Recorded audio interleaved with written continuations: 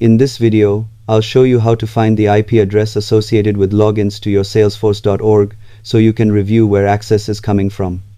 Start by clicking the gear icon in the top right and opening Setup, which takes you to the administrative area of Salesforce.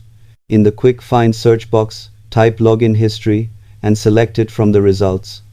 This page displays recent login attempts along with details such as username, login time, status, and the source IP address used for the connection. The source IP column shows the network address from which the user logged in, which can help when verifying allowed IP ranges or troubleshooting login issues. You may see either IPv4 or IPv6 formats depending on the user's network. Keep in mind, this page reflects login activity rather than a single static IP for the entire org. Handle this information carefully according to your organization's security policies. Subscribe for more clear Salesforce tutorials.